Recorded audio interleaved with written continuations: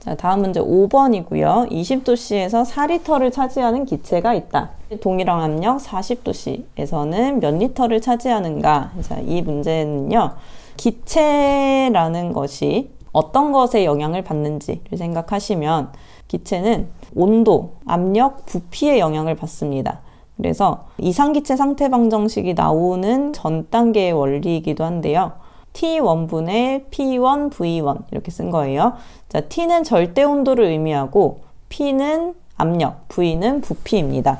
자, 우리가 여름철에 타이어가 좀 더 압력이 올라가고 부피가 늘어나고 겨울철에는 공기는 그대로 있지만 그 안에 부피가 좀 쪼그라드는 경향을 볼 수 있습니다.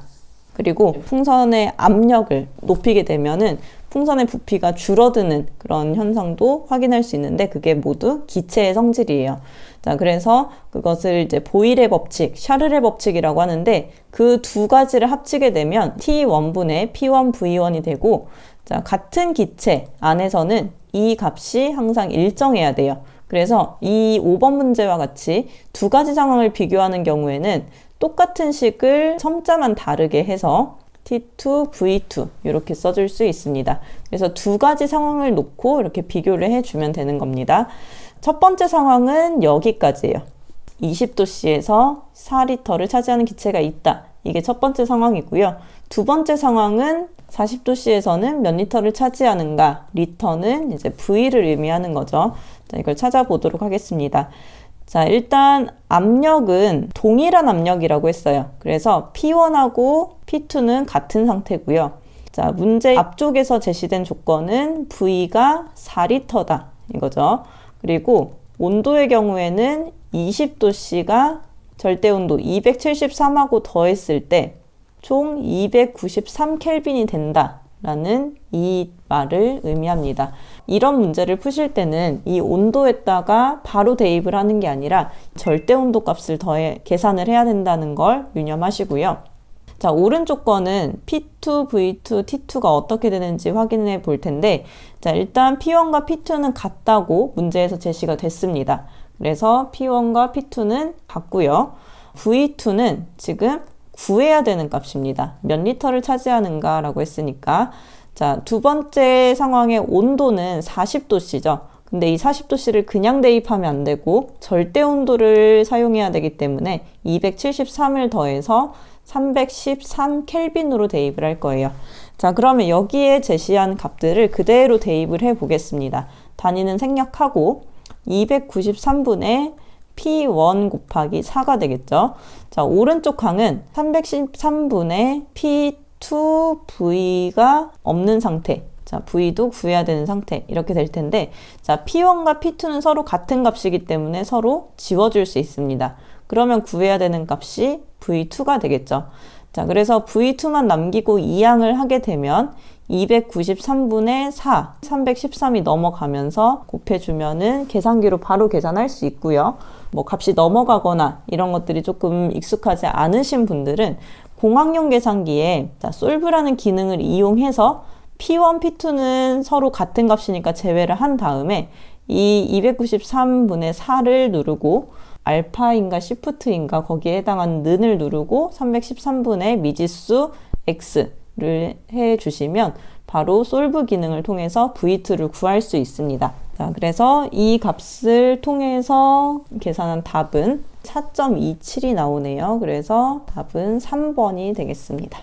자, 이 문제는 보일-샤를의 법칙을 통해서 구하는 문제였고 절대 온도를 사용해야 된다는 게 중요한 포인트였습니다. 자, 다음 8번입니다. 다음 보기의 내용은 연력학체 몇 법칙에 해당하는 내용인가? 자, 이거는 지금 연력학 몇 법칙인지에 대한 것을 물어보고 있지만 여기에 해당하지 않는 법칙을 또 물어볼 수가 있기 때문에 연력학 법칙을 전체적으로 한번 정리를 해보도록 하겠습니다. 자, 연력학은 제1법칙이죠. 2법칙, 3법칙, 그리고 4법칙이 아니라 0법칙 이렇게 네 가지 법칙이 있습니다. 자, 열에 대한 정의를 한 건데 첫 번째로 어떤 성질이 있냐면 에너지 보존의 성질이 있다라고 합니다. 그래서 높은 곳에서 공을 떨어뜨렸을 때 이렇게 땅에 떨어지면 다시 튀어오르는 성질이 있는데 처음 높이만큼 올라가지 않고 일정 부분은 열이나 마찰이나 소리로 바뀌면서 높이는 그만큼 올라가지 않지만 전체적인 에너지는 사라진 게 아니다. 자, 이런 설명들은 사실 기억하실 필요 없어요. 이쪽 화학이 처음이신 분들은 그냥 연력학 1법칙은 에너지 보존의 법칙이다 라고 보시면 되고요. 성질이란 말은 들어가지 않으니까 법칙으로 고칠게요. 에너지 보존의 법칙. 자, 두 번째 연력학 제2법칙은 엔트로피 증가의 법칙입니다. 자, 여러분이 공감하실지 모르겠는데 저는 물건을 정리하는 것보다 어지르는 게 조금 더 쉽더라고요. 자, 정리를 한다는 것은 시간도 써야 되고 제자리에 놔야 된다는 그런 생각도 해야 되고 근데 뭔가 어지르는 거는 굉장히 자연스럽게 되는 것 같아요. 자, 그게 연력학에서 엔트로피 증가의 법칙이라는 말로 보시면 됩니다. 자, 우리가 뭐 방을 어지르거나 뭐 화장실을 쓰면 쓸수록 더러워지거나 이제 사람이 살면서 지저분해지는 것은 자연스러운 현상이다라고 설명을 하기도 하는데 무질서도가 증가한다. 그것을 이제 엔트로피가 증가한다. 이렇게 설명을 하고요. 연력학 3법칙은 그럼 엔트로피는 계속 증가하는데 이제 엔트로피가 증가하지 않는 엔트로피가 0이다. 절대 0도에서 엔트로피가 0이다 라는 것이 연력학 3법칙인데 자, 엔트로피는 정말 자연스러운 현상이라고 제가 말씀을 드렸죠. 자, 우리가 자연스럽게 뭔가 물건을 자꾸 어지르고 뭐 도로가 지저분해지고 낙엽이 떨어지고 이런 것들이 다 엔트로피 증가의 법칙인데 엔트로피가 0이다. 어지르지 않는다는 거죠. 자, 어지르지 않는 것이 모두가 딱 맞춰서 그게 가능한 일일까요? 절대 불가능한 일입니다. 그래서 절대 0도에서 엔트로피가 0이다라는 건 이게 가능하다는 걸 보는 게 아니라 절대 불가능하다는 뜻으로 나온 법칙입니다. 자, 절대 0도라고 하면은 영하 273도씨를 얘기해요. 그러면 그 영하 273도씨는 사실상 어떤 물질도 접근하기가 굉장히 어려운 상태입니다. 그래서 뭐 이런 법칙이 있다 보시면 되고요. 연력학 0법칙은 가장 기초가 되는 법칙으로 열 평형의 법칙이라고 이름을 붙일 수 있고요. 자, 어떤 물체 A가 있어요. 근데 A랑 B랑 온도가 같아요. 근데 옆에 있는 C랑도 온도가 같아요. 그러면 A랑 C도 당연히 온도, 열 평형이 같을 것이다. 이렇게 3단 논법으로 생각하는 것이 0법칙입니다. 자, 이런 식으로 연력학 1법칙, 2법칙, 3법칙, 0법칙을 정리해 두시고요. 이 중에서 지금 문제에서 물어보는 절대 0도에서 물질의 엔트로피는 0이다 라는 건 몇 번이 답이 될까요? 바로 연력학 3법칙의 4번이 답이 되겠습니다. 자, 다음 14번입니다. 황석물이 수용액을 전기분해해서 음극 63.54g의 구리를 석출시키고자 한다. 자, 이런 전기가 나오는 이런 문제는 패러데이 법칙입니다. 자주 볼 수 있는 그런 문제 중에 하나라서 이 문제의 중요도는 별표 3개 만점에 3개 정도로 저는 매기고 싶어요. 패러데이 법칙이라는 것을 일단 정리를 하고 넘어가야 되는데 1F라고 쓰고 얘는 패러데이라고 있습니다. 이 패러데이 할 때 패가 I예요. 어이가 아니고 패러데이 이렇게 쓰고요. 패러데이는 96,500C, C는 쿨롱이라고 있습니다. 쿨롱이라는 것은 1A를 1초 동안 흘렸을 때의 전기량을 의미합니다. 자, 이게 기본적인 패러데이 법칙의 단위의 양이라고 보시면 되고요. 즉 96,500쿨롱의 전기량을 흘리게 되면 그 안에서 1g 당량만큼의 금속이 석출된다는 것이 패러데이 법칙입니다. 그러면 이 1g 당량이라는 건 뭐냐? 패러데이 법칙에서 나오는 그 물질이 두 가지가 있어요. 하나는 구리고요. 하나는 물을 전기분해했다. 이거 두 가지가 나오거든요. 그래서 구리의 경우에는 E+가 되고 물의 경우에는 H2O2가 될 때 H를 마이너스로 두 개가 생기니까 자, H2가 분해됐을 때 H2O2가 되는데 자, 두 개의 물이 분해가 돼서 두 개의 수소를 만들고 1몰의 산소를 만들고 이 상황에서 몰수비로 했을 때 두 개의 전자가 이동한다 해가지고 여기도 2라는 숫자를 가집니다. 자, 근데 여기에서는 지금 구리에 대한 문제니까 그 구리를 중심으로 한번 설명을 드리면, 자, 구리는 기본적으로 이온이 될 때 전자 두 개를 뺏겨서 2 플러스의 이온을, 그러니까 이가 양이온을 기본적으로 가집니다. 그래서 여기에 들어가는 이 숫자가 분모로 온다고 보시면 돼요.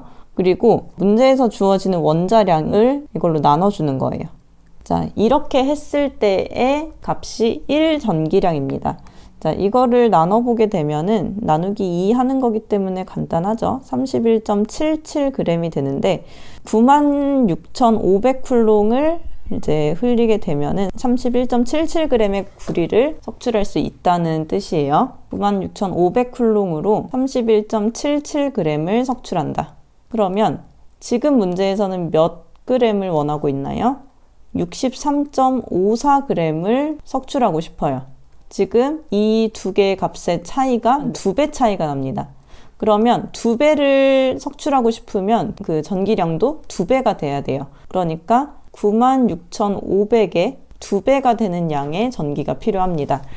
자, 그러면 전체적으로는 96,500쿨롱에 곱하기 2를 한, 즉 193,000쿨롱의 전기량이 필요한데, 자, 이 쿨롱이 어떤 단위라고 말씀을 드렸냐면 1A를 1초 동안 흘렸을 때 들어갈 수 있는 양이 쿨롱이라고 말씀드렸죠. 근데 이 문제에서는 10A가 흐르고 있다고 했습니다. 그러면 몇 초 동안 했을 때 193,000쿨롱이 될 수 있느냐? 자, 이때의 초는 10을 이쪽으로 보내서 나누게 되면 10분의 193,000.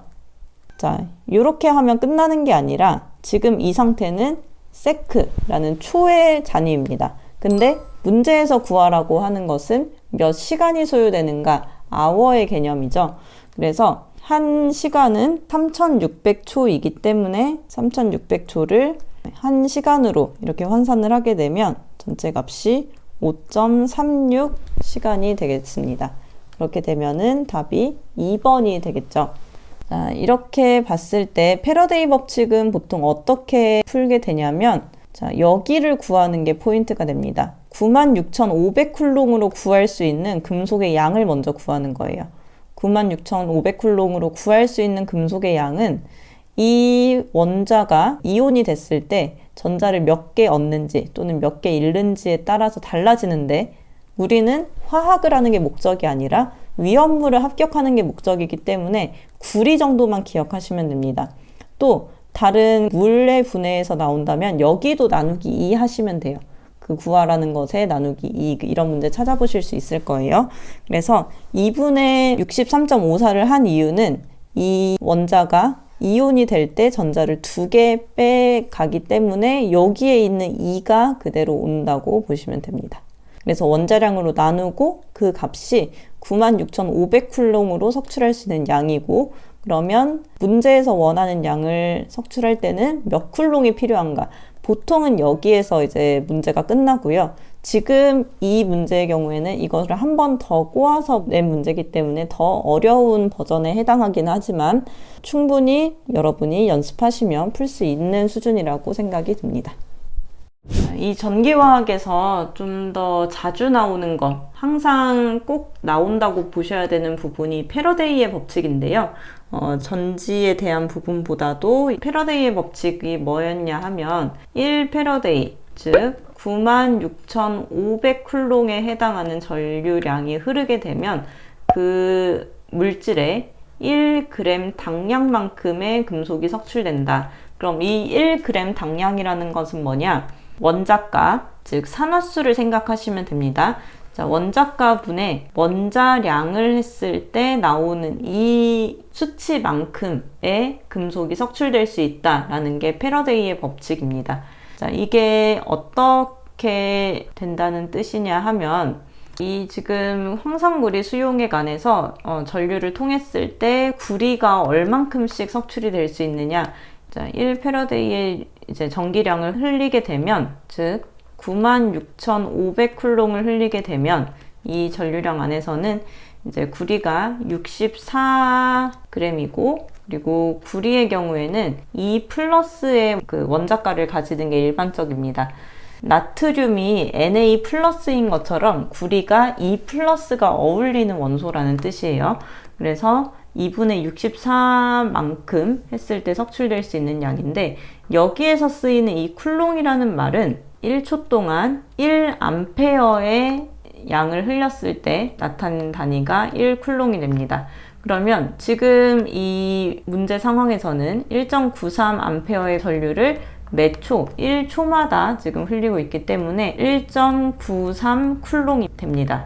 이 쿨롱이 1암페어와 초를 의미하기 때문에 그렇습니다. 자, 이때는 얼만큼의 양이 석출이 되겠느냐 라는 식으로 비례식을 활용하게 되는데, 비례식을 풀 때는 안쪽에 있는 것들끼리 곱하고 바깥쪽 것들끼리 곱해서 이 x를 구해주면 됩니다. 안쪽 것들끼리 먼저 곱하면 2분의 64 곱하기 1.93이 되겠고, 그리고 96,500에서 x를 곱한 것과 서로 같아진다는 뜻의 식이 되기 때문에 x를 구하기 위해서는 2분의 64 곱하기 1.93 곱하기 이 96,500 쿨롱을 넘겨서 96500분의 1을 했을 때 나오는 값인 6.02 곱하기 10의 18승을 골라주시면 되겠습니다. 4번이 되겠습니다. 패러데이의 법칙을 구할 때는 항상 그 원자가분의 원자량을 이만큼의 양을 구할 수 있다는 것을 기준으로 잡고, 그 문제 안에서 얼만큼의 전류량이 흘렀는지 아니면 몇 초가 흘렀는지 이런 조건이 바뀌는 거에 따라서 비례식을 활용하시면 대부분 구할 수 있고, 또 여기에서 구해지는 양을 가지고 몇 몰인지 이렇게 구하기도 하는데, 1몰이 64g이라는 뜻입니다. 구리의 원자량이 64라는 것은 1몰일 때 64g이라는 것이고, 2분의 64만큼 석출될 수 있다는 것은, 즉 32g만큼 석출될 수 있다는 것은, 즉 0.5몰의 구리가 석출될 수 있다라는 뜻으로도 해석할 수 있어야 합니다.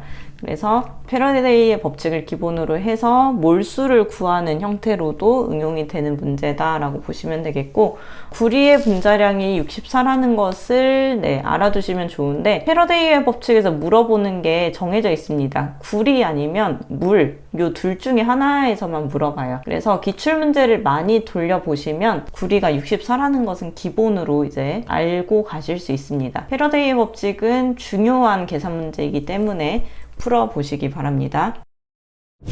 자, 다음에 보일의 법칙, 그 이상기체 상태 방정식으로 가는 그 공식을 유도하기 위해서 보일의 법칙과 샤를의 법칙을 활용을 했죠. 보일의 법칙은 보온샤압이라고 해서 PVT 간의 관계 중에서 온도가 일정할 때, 즉 T가 일정할 때 P와 V의 관계를 보일의 법칙, 그리고 압력이 일정할 때 V와 T의 관계를 샤를의 법칙이라고 정의를 한 게 보일 샤를의 법칙 입니다. 그래서 보일 샤를의 법칙을 합쳐서 T분의 PV로 이렇게 합쳐서 식을 나타낼 수도 있죠. 지금은 이제 1기압에서 2리터의 부피를 차지하는 기체를 온도의 변화 없이, 즉 온도가 일정한 상태니까 보일의 법칙을 의미하는 거예요. 4기압으로 바꾸면 어떻게 되는가? 자, 이 보일의 법칙과 샤를의 법칙을 구분을 안 하더라도 P1, P1, V1, P2, V2는 서로 같아야 된다. 이 식을 놓고 시작을 하면 보일의 법칙, 샤를의 법칙 둘 다 풀 수 있습니다. 자, 첫 번째 상황은 1기압 2리터라는 거예요. 그러니까 P가 1이고 V가 2라는 상황입니다. 근데 이때 온도가 T1인 거죠. 그리고 온도의 변화가 없는 상태니까 T2도 같은 상태입니다. 그래서 이 둘이 약분이 되기 때문에 지금 잘 말씀해 주신 것처럼 P1V1이 P2V2라는 식으로 바뀌게 되는 거예요. 자, 온도의 변화 없이 압력을 4로 바꾼다면 V2는 얼마가 되겠는가 라고 물어보고 있는 거예요.